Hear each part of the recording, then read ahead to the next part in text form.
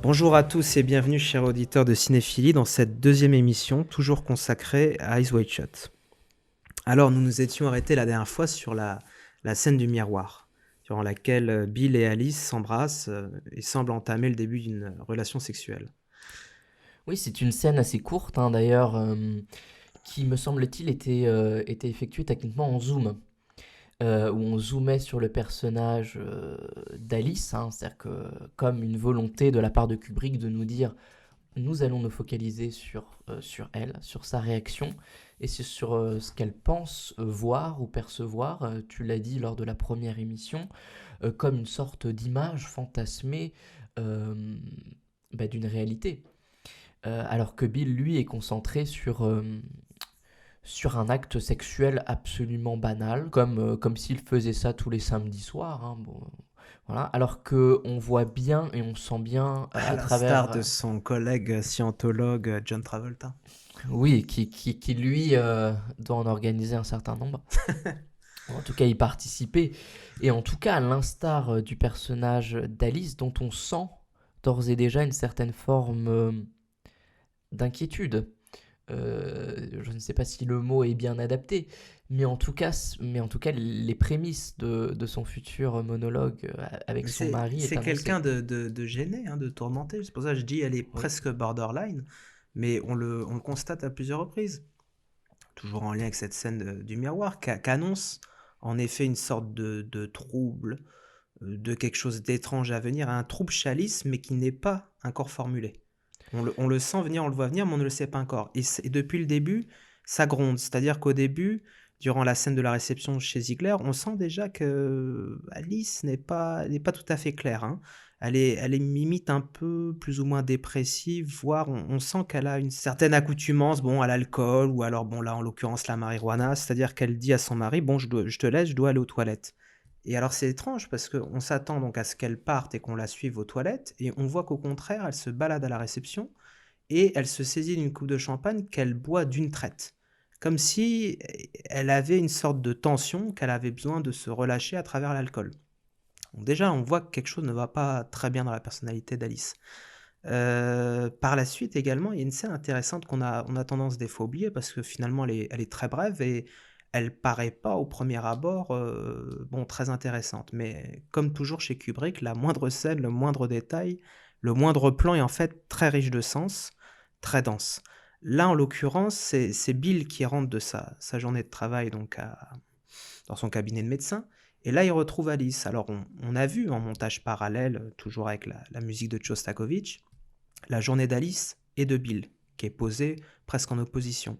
On voit que de son côté, pendant que Bill ausculte notamment de jolies jeunes femmes à la poitrine nue, mais pas que, et qu'il le fait toujours, comme il le dit après à Alice, et très justement accompagné d'une infirmière, c'est important, puisqu'elle lui reproche de quasiment enfin, d'être dans l'adultère en permanence lors de son travail quotidien. Eh bien, on voit qu'Alice, elle, au contraire, s'occupe plutôt du foyer, de la maison, cette espèce de modèle traditionnel, presque puritain. Elle s'occupe d'emballer les cadeaux avec sa fille. Bon, on voit qu'elle s'occupe. Et quand Tom Cruise rentre au foyer le soir, elle lui demande, est-ce que tu pourrais m'aider pour qu'on finisse ensemble d'emballer les cadeaux? Et là, Tom Cruise lui répond, écoute, je suis un peu fatigué, peut-être plus tard.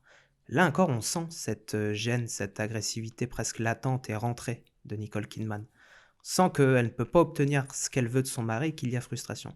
Et tout ça, c'est ce qu'on retrouve condensé dans la scène pour moi du miroir, qu'on peut à la fois avoir. Moi, je suis séduit toujours de l'imaginer comme une scène qui a un fantasme finalement de Nicole Kidman. Mais il y a aussi ça, cette espèce de colère, presque de regard vraiment inquiétant, presque un désir de vengeance ou d'agressivité. Et tout ça va ressortir dans la scène après du pétard. Exactement. Et dans cette scène du pétard, ça serait intéressant de s'arrêter quelques minutes sur l'argument principal qu'elle utilise lorsqu'elle lui répond, mais en fait, un autre homme ne pourrait m'aimer que par mon physique. Il me semble qu'à ce moment-là, il lui répond: «Mais parce que tu es une femme magnifique, voyons». Et c'est justement l'objet de son argument et de son argumentation de dire, et c'est pour ça que Kubrick aussi la filme à travers certaines scènes de nudité, hein, pour justement essayer de percevoir de manière globale un personnage qui serait enfermé uniquement par son physique. Et c'est d'autant plus intéressant que Kidman, à ce moment-là, lui dit justement mais je ne suis pas juste un physique, je ne suis pas juste un corps ou une nudité. Et on pourrait penser que l'objet de sa révolte, de son inquiétude, serait celui-ci. D'où justement le fait que Bill, durant justement ses déambulations, va être attiré par les corps et la nudité des femmes. Parler donc de regards inquiétants, étranges d'Alice devant le miroir, et c'est là évidemment on ne peut pas s'empêcher de penser, on ne peut pas ne pas citer le grand concept de Freud, le grand essai de Freud, certainement un des plus célèbres, qui est celui de l'inquiétante étrangeté. Et qu'à beaucoup de reprises, Kubrick exprime dans un certain nombre de ses films, mais également dans Eyes Wide Shut. Et alors là, on est vraiment face à l'inquiétante étrangeté, quand Nicole Kidman surprend son propre regard, sa propre vision d'elle et de son mari dans la glace. Dans ce film, c'est vrai que beaucoup ont voulu voir également une sorte de critique des mœurs du couple bourgeois ou du puritanisme, une espèce de révolte, de discours féministe qui mettrait la femme au centre. Bon, moi je suis pas vraiment totalement convaincu par ces théories-là. En tout cas, il y a quelque chose d'autre. C'est vrai qu'il y a chez Nicole Kidman, le personnage en tout cas d'Alice, toute une série presque de revendications. Elle fait référence à 2000 ans d'évolution pour ça, pour finalement que les hommes, eux, désireraient les femmes, voudraient les sauter, parce que elles sont désirables, et uniquement pour ça, les hommes voudraient être avec elles. Également que finalement les femmes, elles n'auraient pas de désir, parce qu'en fait c'est ça, c'est l'objet du c'est débat. que Tom Cruise est vraiment une sorte de naïf durant ce film. Alors c'est là que Frédéric Raphael et Kubrick ont eu un peu débat, confrontation durant l'écriture du scénario. C'est-à-dire que, Frédéric Raphael disait à Kubrick quand même, tu sais Stanley, les mœurs ont évolué, les couples ont évolué depuis la Trome Novel qui quand même date de 1926. C'est vrai qu'il faut comprendre que quand Schnitzler écrit tout ça, c'est-à-dire une femme qui raconte à un homme ses désirs sexuels, c'est l'émergence de quelque chose de totalement nouveau à l'époque et qui évidemment choquait. C'était l'idée, l'acceptation que la femme avait une sexualité propre, des désirs. Alors, qu'en est-il dans les années 2000, en tout cas en 99 ? Ce qui est intéressant, en tout cas, c'est de voir que à ce niveau-là, Tom Cruise serait donc encore très vieux jeu. En tout cas, il ne concevrait pas que sa femme ait une sexualité des fantasmes. Et c'est ça le problème, c'est que il le laisse tellement entendre clairement, il l'affirme même à certains moments, qu'en fait, ça provoque, ça met hors d'elle Nicole Kidman, le personnage d'Alice. C'est l'argument fatal, hein. C'est à partir de ce moment-là où en effet le monologue va prendre un virage technique aussi, hein. Je ne sais pas si tu te souviens de ces mouvements de caméra où elle éclate de rire, hein, presque par terre, et que la caméra la suit.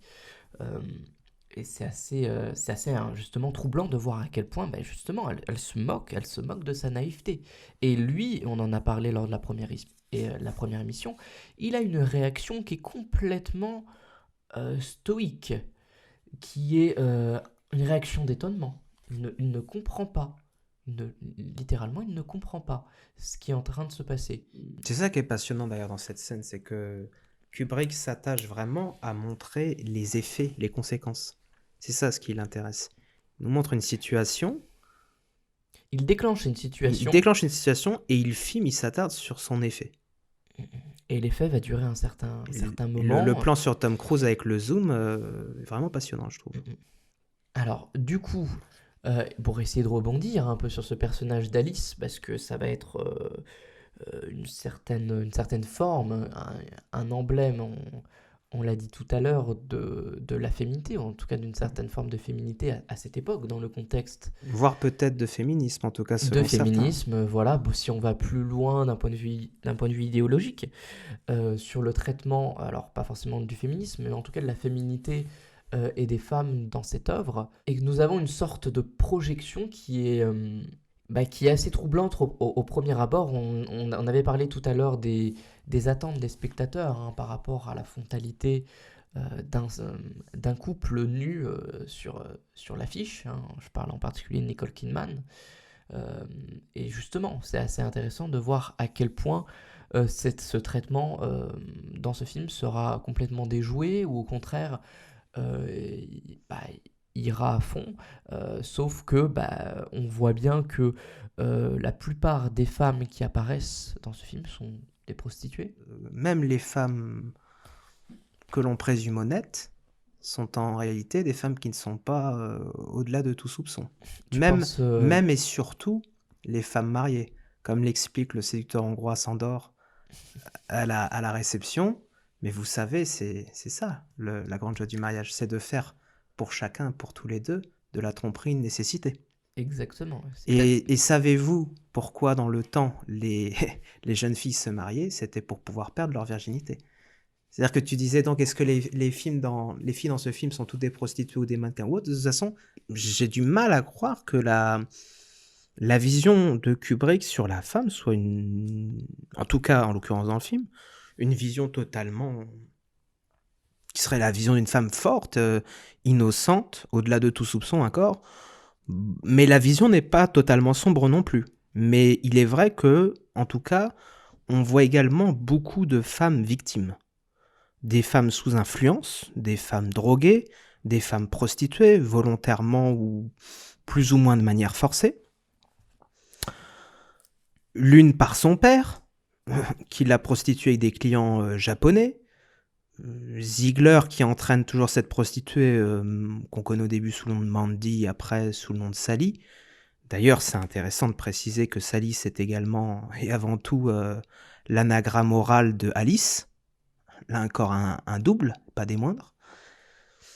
Donc, il y a évidemment cette étudiante, Domino également, qui se prostitue, mais alors on comprend rapidement qu'elle, bon, c'est pas totalement une professionnelle, c'est plutôt une prostituée occasionnelle, c'est une étudiante en fait, en l'occurrence ici en sociologie, c'est du moins ce que Kubrick nous invite à penser avec le plan sur ce livre d'introduction à la sociologie. Et avec ce plan d'ailleurs, Kubrick pose encore bien les questions de rapport social, de classe sociale. Quand Tom Cruise, Bill, arrive dans l'appartement de Domino, c'est vraiment très bien joué et mis en scène, je trouve, cette gêne de Bill.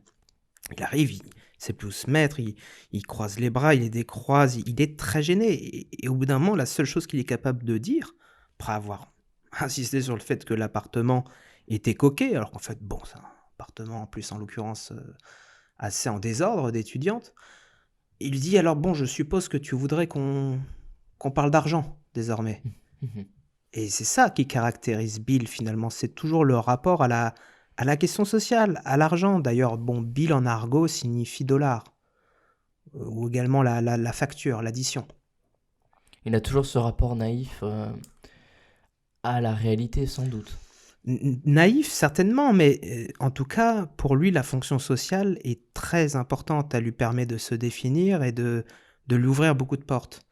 C'est un peu, la fonction sociale est majeure chez Bill. C'est un peu comme, bon, il commence déjà chez Ziegler en disant, bah oui, on est invité, mais c'est ça, quand on est médecin et qu'on se déplace chez les gens à domicile. Mais également sa carte de médecin qui brandit, qui sort comme une carte de détective privé ou d'inspecteur de police. Son statut social lui ouvre à chaque fois des portes. Alors, quand il veut aller chez Milic de nuit pour trouver un costume, il se présente en tant que médecin. Pas n'importe quel médecin, encore un médecin de personnes riches, de personnes puissantes. Vers la fin du film, en tout cas dans la dernière partie, quand il se rend dans le café où Nightingale a l'habitude de se rendre, pareil, il a un corps pour obtenir ce qu'il veut, il va montrer sa carte de médecin, il se décline toujours sous son identité sociale. C'est vrai que ça fait partie tu l'as dit, de son identité. Et en tout cas de sa caractérisation, lorsqu'il va se présenter auprès des autres. Et c'est même majeur dans le film, cette question de l'appartenance sociale, hein, vraiment de la prostituée Domino jusqu'au très riche Ziegler, qui évoque d'ailleurs à la fin que il y a même des personnes encore plus hautes. Et cette pyramide sociale est exprimée de cette manière-là. Et Bill, en fait, il est au milieu. Il est au milieu, il navigue entre les deux. Et c'est justement ça le jeu dangereux, sans doute, qui est exprimé par Ziegler à la fin, qu'il n'appartient pas tout en haut, à la sphère tout en haut, mais en même temps, il faut qu'il sache se démarquer sans pour autant mettre son nez là où il ne faut pas le mettre. La question sociale au sein du film est vraiment passionnante, puisqu'il y a toujours une sorte de... On ne sait pas. Les véritables classes sociales semblent toujours un peu brouillées. On a toujours l'impression de découvrir finalement qu'il y a, et il restera toujours une personne au-dessus de l'autre socialement. C'est-à-dire que, voilà, au début, bon, Bill et sa femme nous semblent très, très aisés. Ziegler encore plus. Vraiment très, très, très aisés, finalement. Après la soirée d'orgie, on sent, on devine que derrière Ziegler, il y a encore d'autres personnes encore plus certainement aisées et surtout encore plus puissantes. Oui, et toute cette pyramide, elle commence, j'allais dire, dès le début du film. Souviens-toi de la babysitter. Donc le couple part en soirée, donc cette fameuse soirée donnée par les Ziegler, et donc leur fille est gardée par une babysitter. Et Bill la regarde et lui dit justement et je n'oublierai pas de te commander ton taxi pour que tu puisses rentrer. Euh, Il y a une certaine, je dirais pas bienveillance pour le coup, mais Une en tout sorte de cas paternalisme un peu. une sorte de paternalisme auquel on peut bien sûr accoler cette terminologie de domination sociale. Chez Bill, c'est toujours plutôt un rapport assez en effet enfantin, mais en tout cas une forme de séduction. Il se fait valoir par son statut social, il se met en avant par son statut de médecin. Il se met en avant avec son argent, grâce à son argent. Et il essaye de ne pas y déroger, hein. Je repense à cette scène du monologue, hein, oui, également, où il dit mais de toute façon, lorsque je sculpte des femmes seins nus, je suis en présence de mon assistante. Mhm. Voilà, je ne sais pas si tu te souviens, mais c'est encore une fois, c'est une fois très prégnant, et en même temps, bah, pour lui, c'est une tonalité tout à fait Mais naturelle. on sent que c'est une Voilà. personne qui aime bien être valorisée, se mettre en avant. C'est ça, cette sensation qu'il ressent, notamment quand il ausculte ses femmes. Et c'est là que je trouve les remarques du personnage d'Alice sont peut-être un peu injustes. Finalement, elle le réduit à une sorte de médecin trifouilleur qui manipulerait les corps des femmes en cherchant à s'exciter. Bon, grosso modo. En réalité, non, lui, il y a quelque chose d'autre qui l'intéresse, c'est encore de se sentir utile, voire indispensable. C'est ça d'ailleurs que finalement, peut-être sa femme au bout d'un moment ne supporte plus chez lui, c'est qu'il ait toujours l'impression de se sentir indispensable. Et peut-être qu'en lui révélant un tel secret, un tel fantasme, comme lors de la scène du joint, il va finir par se remettre en question un peu, par se décentrer. Bah, c'est le but de cette scène, hein, c'est d'amener, alors, toi tu dis un décentrement, mais c'est vraiment d'essayer d'amener un déclenchement chez lui, de considérer bah, d'une part que les femmes éprouvent des désirs et des fantasmes. Sur ce, bah, il n'avait pas d'opinion tranchée, ou en tout cas il pensait véritablement que c'était quelque chose qui appartenait à la sphère masculine, hein. Il le dit très clairement, il dit mais voyons, tu connais les hommes. Ils ne pensent, quoi. Sous-entendu, la seule chose qui les intéresse, c'est la chair, c'est voilà, c'est le nu. Et elle le prend d'ailleurs à contre-pied par rapport à cet argument-là. Elle lui dit, mais alors ça veut dire que toi, avec les mannequins que tu as rencontrés, tu as forcément éprouvé ça, puisque tous les hommes pensent comme ça. Une fois de plus, il est désarçonné, il dit, moi je suis une exception. Parce qu'il s'est forgé ce personnage-là du médecin, pour qui tout doit être bien ordonné. Il est médecin, il le dit, moi je suis Il y a professionnel. à la fois une forme de grande naïveté chez le personnage de Bill, et à la fois une certaine mauvaise foi. Et c'est ça qui est intéressant justement dans l'espèce de processus initiatique du film, c'est qu'à l'arrivée de celui-ci, en principe, Tom Cruise ne pourra plus ignorer les réalités qui régissent le monde. Et Alors, là, en réalité, selon ce que Kubrick semble nous proposer, il s'agit du sexe eh oui, et de l'argent. et de l'argent. Et Et les donc, deux sont liés, et, bizarrement. et Ouais, donc du ouais. pouvoir. Et donc du pouvoir, parce que c'est ça aussi le grand thème, en tout cas ce qui en découle. Il aura fallu finalement toute cette nuit de déambulation et se l'on réveille pour découvrir que le seul secret finalement de la domination, c'était la domination elle-même. Exactement. Et cette déambulation qui nous amène justement peut-être au point central du film, alors ça on pourra en rediscuter, mais ce point central justement, qui arrive à la fin de la première partie, alors le film se subdivise en deux parties vraiment très distinctes, une sorte d'avant et d'après, avant soirée orgie et après soirée d'orgie. Et justement, cette soirée où se passe euh, l'orgie, où est, on va dire, où est diffusé une sorte de spectacle, Ziegler dirait une mise en scène, du théâtre. Nous, spectateurs, nous y voyons un certain nombre d'éléments, alors pas seulement des acteurs, mais des personnages sous masque, ce qui est une différence quand même, certainement qui souhaitent se dissimuler. Et Ziegler nous le dit, ce sont des hauts, ce sont des puissants. Il ne faut pas que ça se sache. Et en même temps, toute cette mascarade est extrêmement bien organisée, elle est extrêmement bien huilée du début à la fin.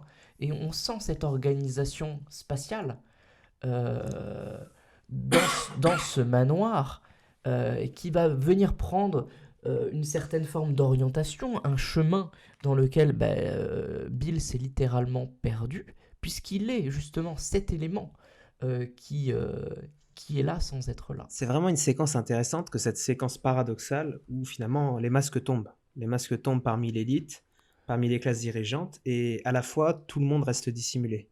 Personne ne se montre. Ça, c'est en effet fascinant. Certains ont vu notamment une forme de parodie dans cette scène, notamment l'auteur Thierry Jousse. Pour Thierry Jousse, il y aura une forme de parodie de la part de Kubrick. C'est pas évident, moi, je trouve. Mais bon, après avoir réfléchi là-dessus, je me suis dit, concernant la musique, c'est vrai que quand on entend la musique, moi, il m'a semblé quasiment entendre un pastiche de Jaws, des Dents de la Mer.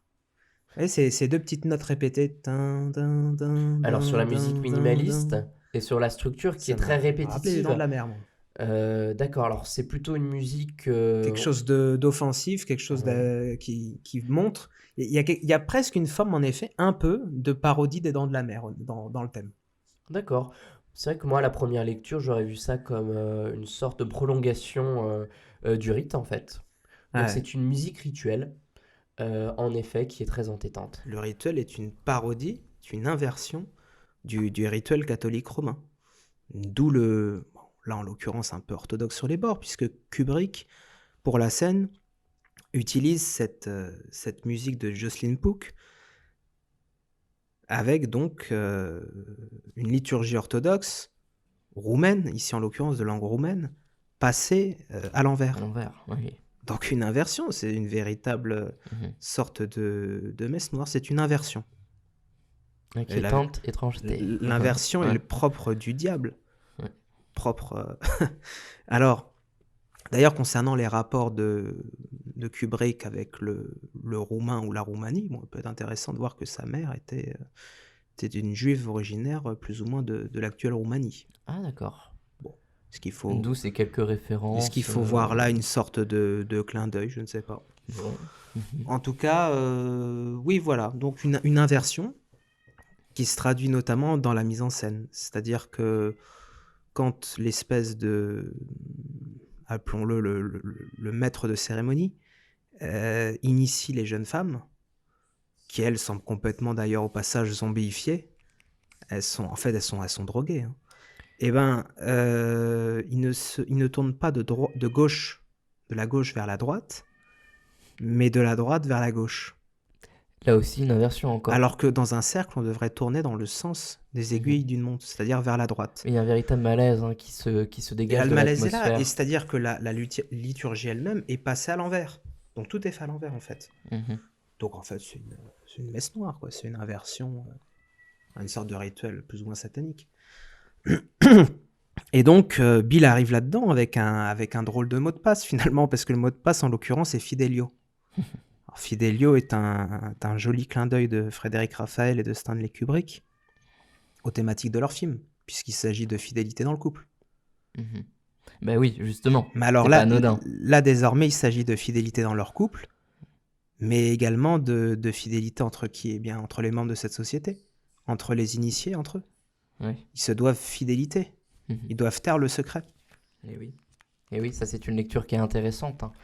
Mais alors là, la fidélité, dans le roman de Schnitzler, d'ailleurs, intéressant de voir qu'il n'utilise pas du tout le mot de passe de Fidelio, qui donc, comme on l'a assez dit, est à l'origine un opéra, le seul opéra de Beethoven. Mais Schnitzler emploie le mot de passe de Danemark. Quand même assez différent. D'accord, oui, oui, ça n'a rien à voir. Donc ici, voilà, le mot fidélité est vraiment un clin d'œil à la situation de Tom Cruise, d'autant plus qu'il entre vraiment dans cette orgie, cette partouze, qui est le lieu, le centre de toutes les infidélités. Mhm. Mais quand même la fidélité, oui, entre les membres, entre les initiés. Tout à fait. Et du coup, il doit, je le disais tout à l'heure, hein, il doit se fondre dans la masse, être là sans être là. Mais tout de suite, il va quand même très vite se faire repérer. A Stranger in the Night. Cette fameuse musique C'est que là l'on encore entend à ce moment-là. le grand clin d'œil ironique de Kubrick, puisqu'en effet, oui, quand Mandy l'attire, en tout cas celle qu'on suppose être Mandy, mais bon, A priori, hein, c'est elle, mais c'est elle. a priori. Eh bien, l'attire pour chercher à le défendre. On passe dans une pièce où, en effet, tous semblent danser très étrangement. Là, c'est une des scènes, je trouve, encore les plus lynchiennes du film. Notamment 2 hommes qui dansent ensemble. Oui, oui, oui. Sur Stranger in the Night. Là, en l'occurrence, l'étranger dans la nuit, c'est bien Tom Cruise, l'étranger. C'est bien Tom Cruise. Oui. L'étranger à cette société où il arrive à c'est un véritable culte à mystère, comme dans l'Antiquité. Et il va y rentrer par effraction et y être initié par erreur. Il rentre comme ça, sans droit, dans ce rituel et il vient le troubler. Il vient troubler peut-être même le dieu auquel on vient rendre hommage. Alors, comment faisait-on à l'époque, dans l'époque antique et romaine, en cas d'impiété, volontaire ou involontaire? Eh bien, pour expier le caractère impie, le comportement impie, vous pouvez pratiquer un sacrifice. Et alors là, il est intéressant de voir précisément que le sacrifice, en l'occurrence, ce qui va racheter Tom Cruise, peut-être même de façon plus globale, plus large, la relation entre Tom Cruise et Nicole Kidman, c'est le sacrifice humain de la prostituée. D'où la réponse de Ziegler à Tom Cruise, ce n'était qu'une pute. Ce n'était qu'une pute, c'est dit très vulgairement, très grossièrement. Mais on retombe sur les rapports de domination sociale, du coup. Un rapport sur les dominations, sur le mépris. Il valait mieux sacrifier une pute qu'un médecin. Ah, c'est très cynique. Mais la scène est vraiment très belle, selon moi. C'est une des plus belles scènes. C'est un véritable sacrifice dans tous les sens du terme. Elle-même se sacrifie pour quelqu'un d'autre. Alors, on comprend avec le recul que finalement, Tom Cruise l'a aidé au début du film. L'a peut-être même sauvé. Donc, elle était en train d'entrer plus ou moins dans un coma. En train de s'évanouir avec cette overdose. Snowball, comme dit Ziegler.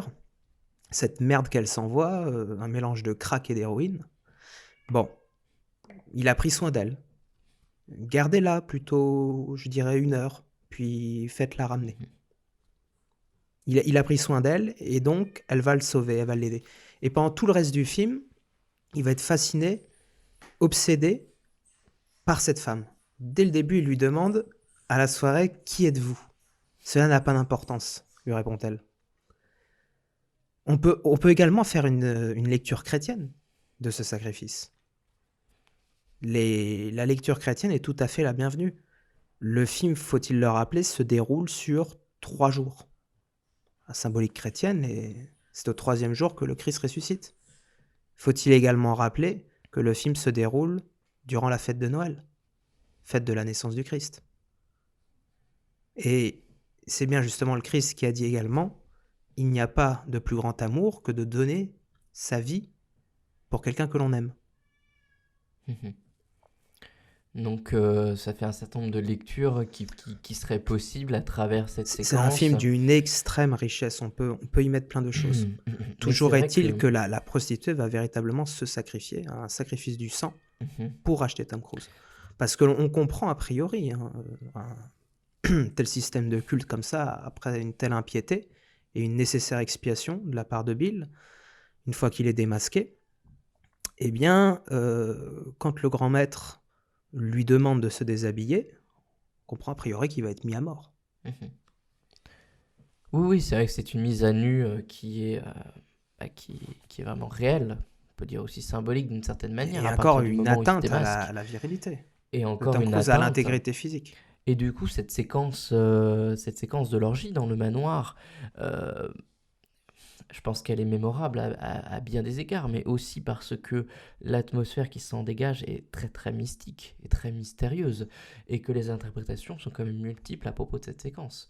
Là, tu nous en as dit aussi un certain nombre, hein, en tout cas de lectures que l'on pourrait avoir. Mais justement, le parcours de Tom Cruise qui déambule dans la rue va se retrouver à travers ce labyrinthe dans ce manoir de découverte. On pourrait presque dire, en jouant sur les mots, ce labyrinthe de Pan. Puisque finalement, durant la scène d'orgie, on voit clairement, et c'est écrit dans le scénario d'ailleurs, un personnage déguisé en train de foutre, comme dirait Sade, pardon, avec un masque de Pan. C'est vrai que Kubrick, toujours, a vraiment le regard sur le moindre détail, notamment si on s'attarde un peu sur les filles qui nous sont présentées durant l'orgie. On peut reconnaître des femmes que l'on a vues au début du film. Ça, c'est vraiment passionnant. Par exemple, il me semble, hein, qu'on voit un moment la fameuse Nuala Windsor, qu'on voit au début dans la réception chez Ziegler. D'ailleurs, Kubrick et Frédéric Raphael prennent le temps de bien nous la présenter, puisque elle épelle même son nom à Bill. Elle a vraiment un physique très reconnaissable, notamment avec la queue de cheval. Et j'ai lu notamment une anecdote de tournage où Kubrick faisait tout le détail comme ça avec les chefs d'écho. Il se posait la question, est-ce que telle personne qu'on voit dans la scène, on l'a déjà vue avant dans le film? Il était vraiment pleinement conscient de ce jeu. Parce que c'est comme Ziegler finalement, jusqu'au bout il y a ambiguïté. Était-ce cette personne qui, du haut du balcon, faisait un signe à Bill durant la cérémonie? Parce que finalement, quand Ziegler va s'expliquer avec Tom Cruise durant la scène du billard, il reste très évasif. Il lui dit « j'étais là, j'ai tout vu ». Mais il ne dit pas « c'était moi qui t'a reconnu et qui t'ai fait signe ». Oui, c'est très mystérieux, hein. Mais il est certain que ce personnage de Nuala Windsor, en tout cas l'actrice qui l'interprète, on la retrouve durant la scène de l'orgie. Ouais, c'est vrai que ça peut apparaître comme une sorte de symétrie visuelle entre la première et la seconde partie. Et le fait de revoir certains personnages, ouais, ça peut être De toute considéré de façon, cette manière. en effet, c'est ça, c'est encore, on va dire que c'est l'antithèse de la scène de la réception chez Ziegler, mais c'est pareil, c'est encore une scène double, une sorte, pareil, encore de parallèle. C'est une prolongation. C'est la prolongation, mais cette fois nocturne et avec là où tous les fantasmes se libèrent. C'est-à-dire que chez Ziegler, tout le monde est tenu, les choses, tout ce qui concerne la sexualité débridée se fait, certes, mais elle se fait à l'étage. Elle se fait plus haut. Bon, Ziegler, lui, se trouve dans la salle de bain avec Mandy. L'Hongrois propose à Nicole Kidman de monter au premier étage pour consulter, je crois, des bronzes de la Renaissance, je sais plus trop. Et donc voilà, tout se fait, mais de façon cachée. On ne voit pas le visage de Bill. Mais en tout cas, comme je l'ai dit tout à l'heure, hein, il est là en voulant ne pas y être. C'est ça qui est assez intéressant aussi dans son chemin. Et le fait qu'il soit averti par cette femme, je pense, voilà, est un élément crucial d'une certaine manière, parce que je pense que ça va être son rapport à la réalité qui va suivre durant la seconde partie, lorsqu'il va essayer de retrouver le chemin qu'il a établi, à savoir s'il y a un rapport avec le C'est réel ou non. intéressant aussi le choix des masques durant l'orgie. Alors Kubrick avait fait venir des masques de Venise, hein. Mais les masques évoquent le carnaval. Sauf que là, évidemment, on n'est pas en période de carnaval, on est en pleine période de Noël. C'est intéressant de le rappeler parce que dans Schnitzler, la nouvelle se situe en février, durant le carnaval, et au sortir de l'hiver et au début du printemps. Là, on est vraiment en plein hiver. Pareil, les rapports au niveau des masques sont intéressants, notamment le genre, la question des genres au niveau des masques. C'est-à-dire qu'il y a à la fois, on distingue très bien les hommes des femmes.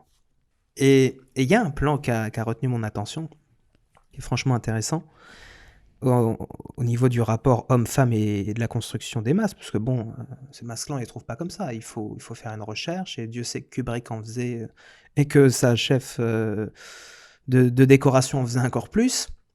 Et c'est cette scène où il y a cet invité qui semble avoir reconnu Bill, avec ce magnifique zoom encore. Eh bien, on voit clairement que son visage à lui, et le masque avec un menton très, très en avant, semble très menaçant, très dur. C'est une sorte de commendatore. C'est quelqu'un de très fort, de très puissant, qui en impose une autorité. Et à côté, sa femme, nettement moins grande que lui, a un masque comme ça. Elle a vraiment une posture de soumission. Et elle pleure. Le masque pleure des larmes. On voit bien que la femme a un corps sous influence, mais aussi dominé, contrôlé. C'est vrai que les masques sont quand même très figuratifs. Alors, on a dit genré hein, pour exprimer le fait que les masques pouvaient être reconnus sous les traits d'un homme ou sous les traits d'une femme, mais ils sont également l'expression d'émotions, de sentiments. Et c'est ça l'idée, en fait. Donc, moralité de la séquence selon moi, et d'ailleurs de tout le film, le sexe, seulement pour le sexe, amène à la mort. Donc, c'est une vision assez tragique. Tragique, ouais, mais surtout de mise en garde d'une sexualité désordonnée. Ce qui d'ailleurs sera fatal pour Mandy, mais ça n'a pas dû être une scène facile à tourner, notamment en termes de durée. Je sais que la fameuse scène dont j'aurai l'occasion de reparler concernant l'un de mes plans préférés du film, cette scène où Mandy vient, choisit Tom Cruise et l'embrasse, scène encore paradoxale, avec un oxymore mis en image, c'est-à-dire un baiser voilé, un baiser masqué. Et bien cette scène, ils ont pris 3 jours à la réaliser. C'est beaucoup. C'était beaucoup pour toute une série de problèmes. Un coup, c'était l'image, la lumière, bon, il y a toujours quelque chose qui n'allait pas. Et alors finalement, au bout de 3 jours, ils sont parvenus à avoir une scène qui était bonne, hein. En tout cas, selon Kubrick, parce qu'on sait que Kubrick pouvait faire énormément de prises. Tant que ça ne lui plaisait pas, il continuait à tourner. C'est pas du tout le genre de réalisateur qui estimait qu'il y avait une sorte de vérité innée dans la première séquence tournée, la première scène, pardon. Non, non, là, Kubrick, lui, vraiment pouvait en tourner une vingtaine, une trentaine. Il estimait même qu'à force, justement, de retourner, quelque chose naissait, quelque chose de nouveau apparaissait. Et l'écriture, comme ça, se faisait d'ailleurs au fur et à mesure. C'était un processus de création permanent. Mais donc, cette scène a pris 3 jours. Et alors, l'anecdote veut qu'en réalité, lorsque Kubrick a enfin obtenu la scène qui lui convenait, eh bien, panique dans le studio, la chef d'écho se rend compte qu'en fait, il y a un faux raccord. C'est-à-dire que Mandy, la prostituée, n'a pas son collier au moment où elle embrasse Bill. Alors, forcément, la chef d'écho paniquée, ça va me coûter ma place, Stanley Kubrick va me fondre dessus et tout le plateau, c'est fini, quoi, je suis viré, je ne vois plus jamais me employer après 3 jours comme ça à tenter de tourner une scène pourtant en principe simple. Eh bien, Kubrick, d'après elle, a été très élégant, puisque il a prévenu Tom Cruise et toute l'équipe qu'il fallait retourner la scène. Évidemment, caprice de star oblige. Tom Cruise s'est mis en colère. Comment ça? Il va falloir retourner cette scène. Kubrick, très élégamment, lui a dit oui, il y a quelque chose qui n'allait pas, selon moi, au niveau de la lumière. Alors, paraîtrait-il également que vers la fin de sa vie, Kubrick était également plus agréable avec son équipe, Exactement. avec ses acteurs. En tout cas, c'est ce qui en ressort. Exactement. Exactement. Une crainte vis-à-vis de l'équipe technique par rapport à Kubrick, et en fait, Kubrick Exactement. se serait peut-être Je, assagi je ne sais plus qui fait au cours de la vie. cette remarque, si c'était son chef opérateur. Oui, je crois que c'est son chef Peut-être le opérateur. chef opérateur ou la chef costumière, peu importe. En Ouais, effet, ouais, l'un des peut-être. deux qui explique que, Mm. en effet, il s'était beaucoup assagi, était beaucoup plus, bon, je pense, faut pas en faire trop non plus, mais il était devenu plus agréable. Et il lui avait même offert un appareil photo, son chef op. Exactement. Mm. Alors il dit d'habitude Kubrick m'offrait à chaque fois à Noël des livres. Là, il m'avait offert un appareil photo. Et alors Ouais, Kubrick, qui ne perdait quand même pas le nord, lui avait dit d'ailleurs n'oublie pas de le prendre avec toi sur ouais, les ouais. tournages, je m'en servirai. Une très bonne anecdote qu'on retrouve d'ailleurs dans le livre de Michel Simon. C'est dans le livre de Michel Simon, tout à Kubrick, fait, ouais. ouais, ouais, qui contient d'excellents entretiens. Témoignage, ouais. Alors du coup, je pense que la séquence d'orgie comporte une structure qui est vraiment très bien ficelée au niveau du film. Déjà, la séquence a lieu à peu près au milieu du film, selon un axe symétrique, tu sais, dans la première partie par rapport à la deuxième, hein. C'est un petit peu l'axe de symétrie du film, premièrement. Et deuxièmement, c'est une séquence qui pourrait être assimilée à du théâtre à partir du moment où on retrouve trois actes. Le premier acte que j'appellerais la découverte, Bill vient en taxi, arrive dans le manoir, et là c'est le choc visuel de ce qui va se passer. Ensuite, le second acte que je pourrais appeler le labyrinthe, il va encore déambuler et continuer sa découverte des différents rituels de Messe Noire. Et enfin, le dernier acte que je pourrais nommer la révélation, où là justement Bill est démasqué dans ce jeu de masques qu'on a pu voir, d'où ma référence également au théâtre. Et cette structure est profondément intéressante dans le film parce que je pense qu'elle va révéler la structure globale, le récit global voilà, qui nous est Ce qui au donné. final est vraiment fascinant dans Eyes Wide Shut, selon moi, et on prend vraiment un plaisir quasiment jouissif en tant que spectateur à assister nous-mêmes à cette enquête en progression, c'est cette structure du film, où on a tout un déroulement durant la première partie, et durant la seconde partie, une sorte de retour en arrière, ou en tout cas une enquête policière. C'est-à-dire qu'on va revenir sur les traces. C'est une véritable enquête. Bill se rend sur tous les lieux où il s'est rendu la veille durant la nuit, mais il les redécouvre cette fois de jour. Et là, la forme d'inquiétante étrangeté, ou en tout cas de caractère bizarre du film, naît du fait que les lieux ne sont plus les mêmes. Ils ont changé. On ne les reconnaît pas. Bon, c'est une ambiance différente. Notamment, bon, son ami Nightingale a disparu. C'est vraiment un moment de perte de repères, et à la fois, on essaie de retrouver les traces et les preuves. Oui, il y a une sorte de dialectique hein, un petit peu entre la nuit, le jour, l'intérieur, l'extérieur. Il me semble d'ailleurs que dans la dernière scène, une des dernières avec la scène du billard, avec Bill et Ziegler, Ziegler informe Bill que justement Nightingale a été viré ou quelque chose comme ça. Oui, on l'a Ouais, renvoyé dans un avion à ouais, Seattle, et comme il c'est dit ça. si élégamment, il doit être actuellement en train de faire l'amour à Madame Nick. Voilà, bien dit. Donc ça participe de cette étrangeté dont tu parlais, hein. D'ailleurs, il me semble que l'anecdote veut que la phrase, hein, bon, en réalité Ziegler le dit de manière un peu plus grossière, avait été proposée par Kubrick lui-même, et Sidney Pollack était gêné à l'idée De justement la de, dire. de devoir la dire. Ouais. Il trouvait ça trop vulgaire. Et il semble qu'il y ait eu une sorte de, pas de conflit, hein, bon, mais Pollack avait un peu de mal à comprendre ce que Kubrick attendait vraiment Une de lui. mésentente ou une Voilà, incompréhension. alors hein, il trouvait parfois que c'était trop vulgaire, ou alors encore que son personnage n'était pas assez crédible, des fois un peu ridicule. Il reprochait un peu à l'écriture de Raphaël et aux indications de Kubrick un personnage finalement qui faisait notamment trop de gestes. Sidney Pollack n'était pas forcément très à l'aise à l'idée comme ça de multiplier une série de gestes, mais pourtant des gestes qui ont vraiment leur sens. Notamment car là, il s'exprime bien le fait que en fait Ziegler est celui qui tient tout en main, qui tient les cartes. Bah, cela fait partie, je pense, de l'écriture du personnage. Et les indications de Kubrick ou même du scénariste Raphaël ont une véritable importance par rapport à cela. Et pour moi, Ziegler est probablement le personnage le plus maîtrisé dans l'écriture. C'est vraiment fascinant, oui, toute cette dimension de jeu de piste, de jeu d'enquête. D'ailleurs, j'ai vu un petit clin d'œil assez amusant au moment où Bill se rend à nouveau, cette fois de jour, au manoir de Somerton, donc. Et alors, le plan d'ailleurs est très révélateur, hein, parce que la nuit, il était arrivé du côté droit, dans le cadre, c'est-à-dire il était arrivé à droite, et le lendemain, quand il revient par la gauche cette fois. Là, vraiment, Kubrick, avec ce plan, nous signifie très bien qu'il revient en arrière. Il revient sur les traces. Oui. Et en plus c'est de la symétrie visuelle, hein. C'est ça, Ouais. exactement. Pour le coup, c'est très cinématographique comme idée. Et alors, le messager, rappelez le messager, le majordome, qui lui fait porter ce mot.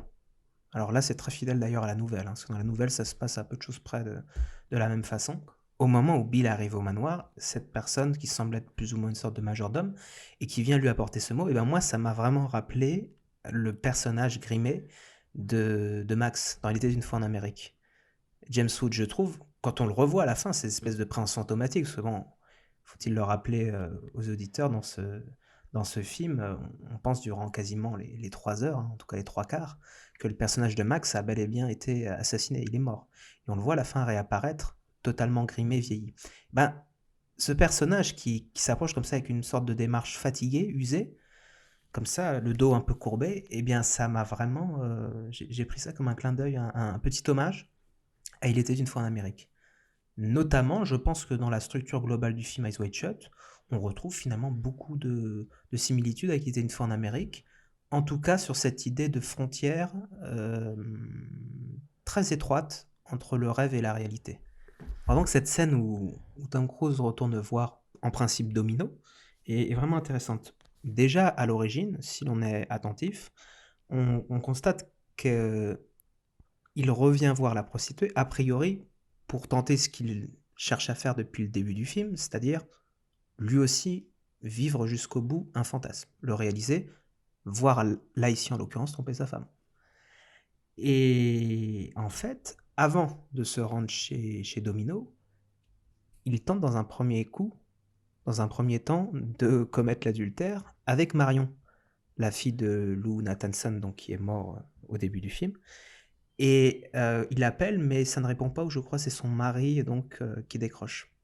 Donc en fait, finalement, c'est un peu par dépit qu'il se rend chez Domino. Notamment encore, je trouve là, on retrouve bien ces questions sociales, ces questions de classe qu'on retrouvait. C'est-à-dire que finalement, à la rigueur, bon, la prostituée c'était bon pour la nuit, le soir, une sorte d'égarement, mais la nuit, le jour, pardon, les codes sociaux à nouveau reprennent toute leur puissance, toute leur force. Et en l'occurrence, il cherche, là, cette fois, à avoir Marion. Et puis par dépit, bon, bah, il va se retrouver chez Domino. Et alors là, très étrange, chez Domino, finalement, c'est une de ses amies qui l'accueille. Et il va apprendre que Domino est atteinte, du moins vient d'apprendre qu'elle est atteinte du sida. Alors là, consternation, Tom Cruise, en tout cas Bill, vraiment, déjà d'une part comprend qu'il a failli lui-même être contaminé. Puisque si sa femme, toujours avec ces sortes de dons de télépathe, ce Shining, si sa femme ne l'avait pas appelé à ce moment-là, qui sait ce qui se serait produit. Mais ce qui est intéressant, je trouve, c'est que depuis le début du film, Tom Cruise s'est toujours présenté sous sa fonction sociale. Une fonction sociale, pardon, qui lui ouvre des portes. Il suffit de montrer sa carte de médecin, bon, pour être écouté, ou pour pouvoir entrer dans le magasin de Militch à une heure avancée, ou bien de laisser un billet, que ce soit au chauffeur de taxi, ou... Tom Cruise peut acheter. Sa fonction sociale le permet. Et elle lui permet de se mettre en avant, de soigner Mandy à la soirée de Ziegler, à tenter assez brièvement d'aider Militch avec sa perte de cheveux. Voilà. Tom Cruise peut toujours se mettre en avant et il porte toujours ce regard rassurant sur des patients inquiets de ce qu'ils pourraient trouver chez eux. Et alors là, consternation face au sida. Bill ne peut rien. Il est dans l'incapacité totale. Et vraiment, cette scène crée une sorte de gêne, de malaise, tant pour le spectateur que pour Bill, puisque là, cette fois, il n'a aucune réponse. Il ne peut même pas dire, comme chez Militch, allez consulter un de mes collègues ou un spécialiste. Ah. Ça serait peut-être même une sorte de point culminant, une surenchère dans sa frustration. Puisqu'on l'a dit lors de la première émission, à aucun moment son fantasme peut être assouvi en fait. Il est toujours arrêté. Et là, c'est la frustration absolument ultime, finalement. Ultime, voilà. Il peut même plus répondre. Il ne peut plus rien faire. Même ses études de médecine, même son statut de médecin ne peut plus rien. Selon toi, si tu devais me dire une séquence, un plan ou un raccord que tu as préféré du film. Alors, la séquence, j'en ai parlé un petit peu tout à l'heure, c'est une des dernières, donc la séquence entre Bill et Ziegler, que je nomme la séquence de révélation, puisqu'elle a ce but-là, elle a cette fonction d'amener pour le spectateur et surtout pour le personnage la réalité, de rétablir le réel auprès de Bill. Et concernant les plans ou les raccords, alors c'est intéressant que tu parles de raccords parce que Kubrick travaille ces raccords. Et souvent, ils sont assez bruts, ça peut être des raccords au noir, un petit peu pour marquer son titre, hein, les yeux grands fermés, au noir, directement. Donc je pense à un des plans de la scène d'ouverture de nudité justement de Nicole Kidman. Et tout d'un coup, cut au noir. Et ça, je pense qu'en deux plans, il arrive à symboliser à merveille une des grandes thématiques de son film autour justement de la perception. Et toi, du coup, qu'est-ce qui te paraît être très bien fait dans son œuvre au niveau des raccords, des plans ou alors éventuellement une séquence? Alors, je trouve qu'une séquence qui est vraiment, je trouve, enchanteresse, très agréable à voir et à revoir, j'aime beaucoup, c'est la séance de la réception au début. Alors, concernant les plans, parce que, bon, c'est vrai que les raccords, c'est très travaillé chez Kubrick, particulièrement dans ce film, mais moi, ce qui m'a beaucoup marqué, c'est les fondus enchaînés.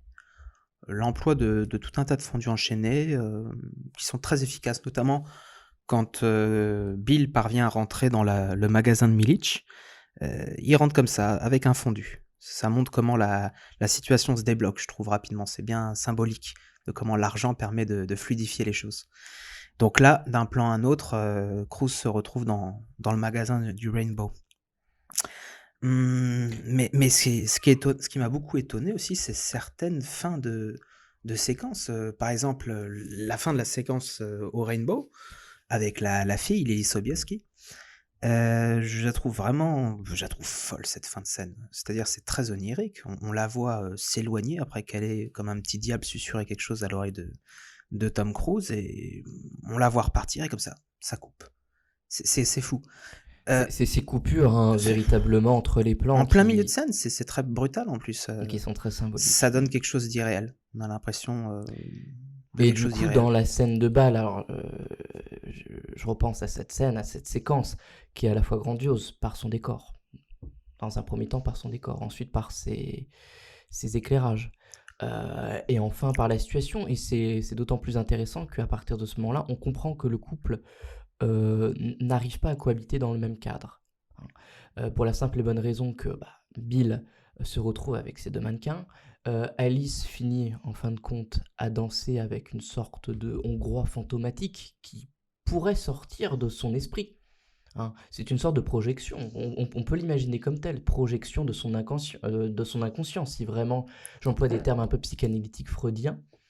Donc ça, à partir de ce moment-là, on sent d'ores et déjà un certain malaise qui s'installe, et cette séquence-là, de par son décor grandiose et toute sa symbolique, je trouve, est assez Ah, extraordinaire. moi, je l'adore vraiment. C'est Mm. ma préférée.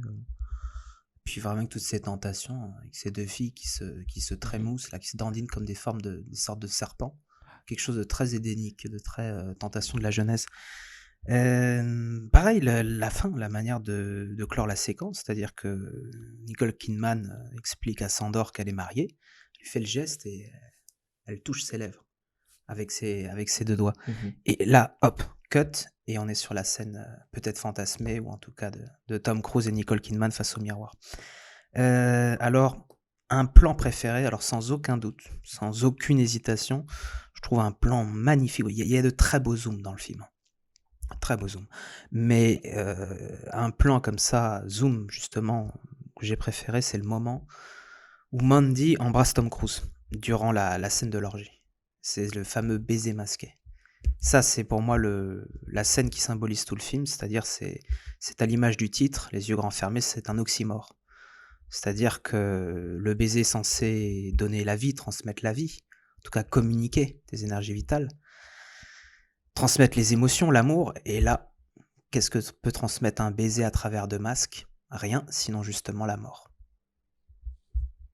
On est toujours renvoyé vers cette image, alors pas forcément tragique, mais comme on l'a dit tout à l'heure, une sorte d'avertissement que la mort n'est jamais très loin. Et je trouve vraiment cette scène du baiser très touchante, très marquante. Pour moi, c'est un des plus beaux plans de l'histoire du cinéma avec le zoom, parce que Mhm. et vraiment, Kubrick leur a demandé, hein, en termes de direction d'acteur, il a demandé à la femme de s'attarder durant le baiser. On voit qu'il y a une impossible communicabilité, quelque chose qui ne se fait pas. aussi bien entre, justement cette femme et Tom Cruise qu'il ne verra jamais vraiment. Il la verra toujours derrière son masque, il supposera évidemment que c'était Mandy, il le saura à la fin. Mais, bon, il y a quelque chose d'irréel là encore et puis à la fois, une impossibilité peut-être de communiquer entre l'homme et la femme. Les limites d'une communication entre les 2 sexes, le fossé qui les sépare, c'est peut-être un peu ça aussi le thème du film.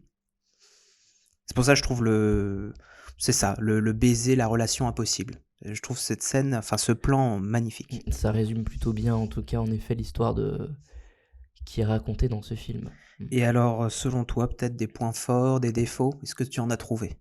Alors, les défauts sont quand même difficiles Chef-d'œuvre. à discerner parce que son ultime film, hein, son 13e film, est peut-être son ultime chef-d'œuvre également.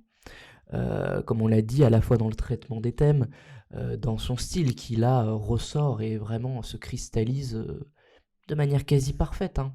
Mmh. Techniquement, il y a peu de choses, il y a peu de choses à en dire.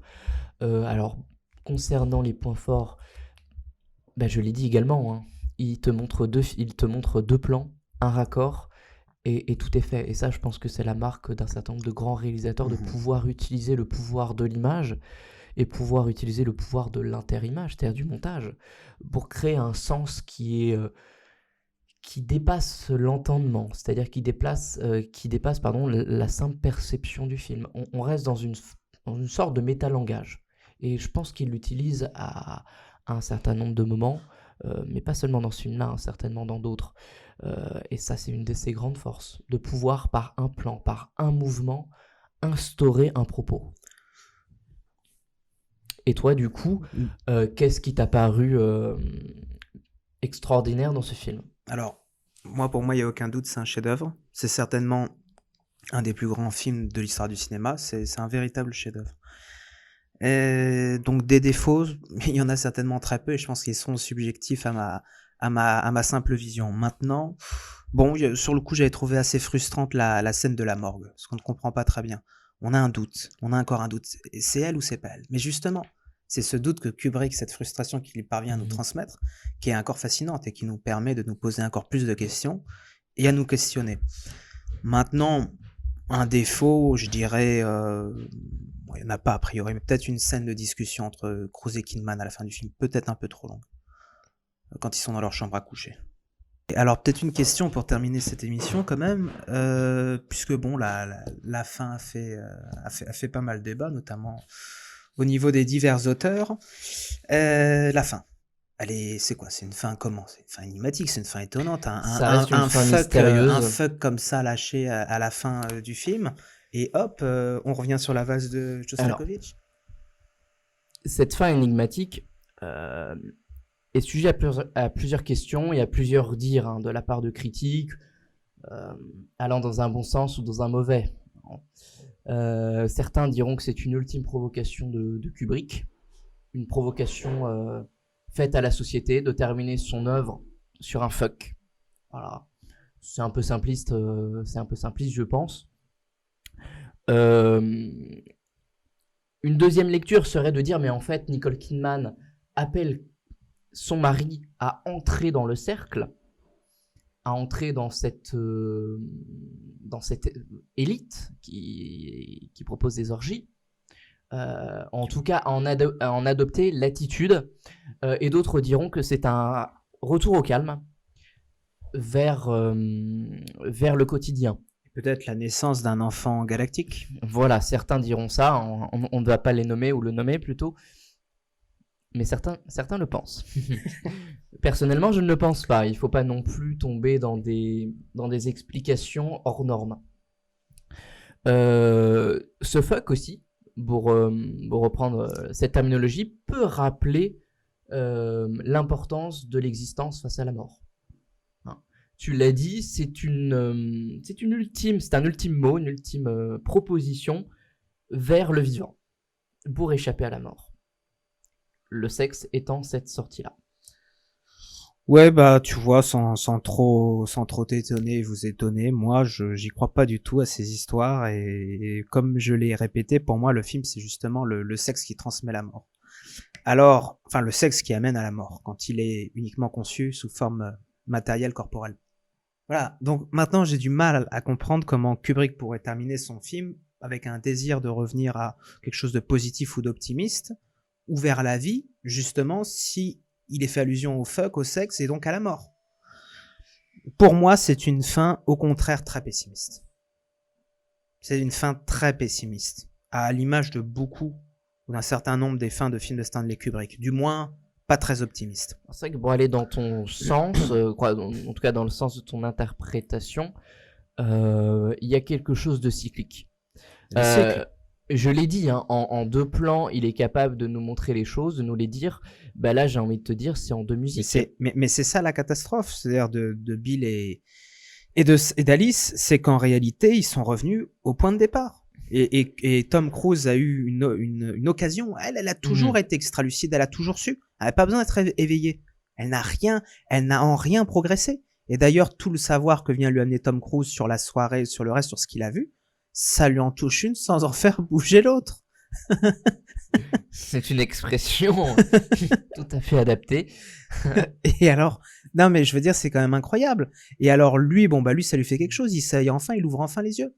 Et finalement, il va les refermer comme au début du film. Et c'est pour ça que le film commence avec une valse et se termine avec la même valse. C'est l'idée cyclique, c'est-à-dire qu'on en revient au point de départ au début.